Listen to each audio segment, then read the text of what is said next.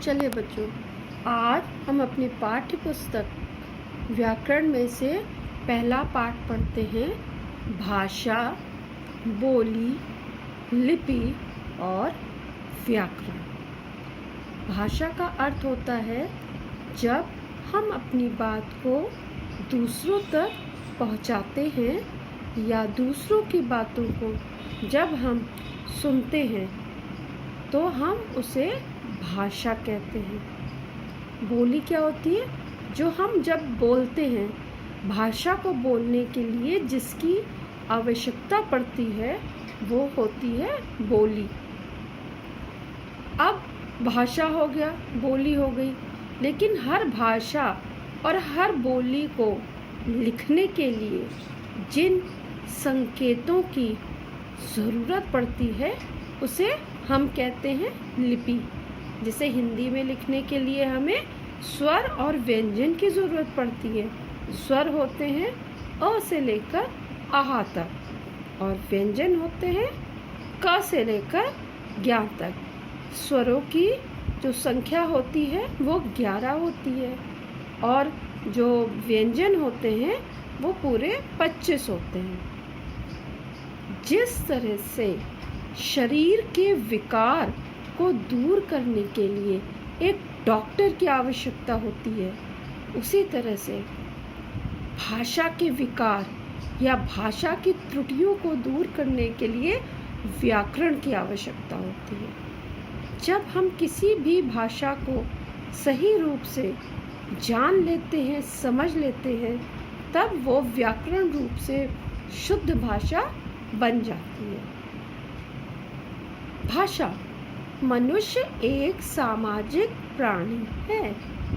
समाज में रहते हुए अपने विचारों का आदान प्रदान करने के लिए वह विभिन्न तरीके अपनाता है तथा दूसरों के विचारों को समझने के लिए उनका उपयोग करता है। मनुष्य क्या है? एक सामाजिक प्राणी है। बच्चों, हम जहाँ रहते हैं उसे हम समाज कहते हैं। समाज एक परिवार या दो परिवार से नहीं होता है। आप लोग अपने आसपास मोहल्ले में, सोसाइटी में रहते हैं तो वहाँ कितने सारे परिवार एक साथ रहते हैं। जब दो या दो से ज़्यादा परिवार एक साथ रहते हैं तब समाज का निर्माण होता है। और जब हम उस जगह रहते हुए अपने जो मन में भाव उठ रहे हैं उनको दूसरों तक पहुंचाते हैं और दूसरों के भावों को जब हम समझते हैं तब हमें किस चीज़ की आवश्यकता पड़ती है? भाषा की। अगर हमारे पास भाषा ही नहीं होगी तो ना हम अपनी बात दूसरों तक पहुंचा पाएंगे और ना ही दूसरों की बात हम समझ पाएंगे। तो आगे आपको समझ में भाषा किसे कहते हैं? भाषा वह साधन है, वह माध्यम है जिसके द्वारा हम अपने बात को लिखकर, बोलकर दूसरों तक पहुंचाते हैं और दूसरों की बात को हम समझते हैं। आइए आगे चलते हैं। इस प्रकार विचारों के आदान प्रदान की व्यवस्था का निर्वाह होता है। विचारों के आदान प्रदान के साधन को ही भाषा कहते हैं। तो जिस चीज़ से हम अपनी बात को दूसरों तक पहुंचाते हैं, दूसरों की बात को सुनते समझते हैं, वो क्या कहलाती है? भाषा। भाषा संस्कृत की भाष धातु से बना है जिसका अभिप्राय होता है बोलना। भाषा शब्द किससे बना है?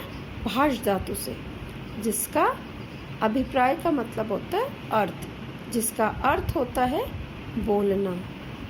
भाषा द्वारा हम विचारों तथा भावों को व्यक्त करते हैं। जो हमारी भाषा है इसके द्वारा हम अपने विचार जो हैं उसको हम दूसरों के सामने प्रकट करते हैं और दूसरों के भावों को हम समझते हैं। तो इसकी परिभाषा क्या हुई? भाषा वह माध्यम है जिसके द्वारा हम अपने विचारों का आदान प्रदान करते हैं। इस प्रकार हमने जाना कि भाषा के दो रूप हैं। भाषा दो रूप कौन से हैं? पहला मौखिक भाषा और दूसरा लिखित भाषा।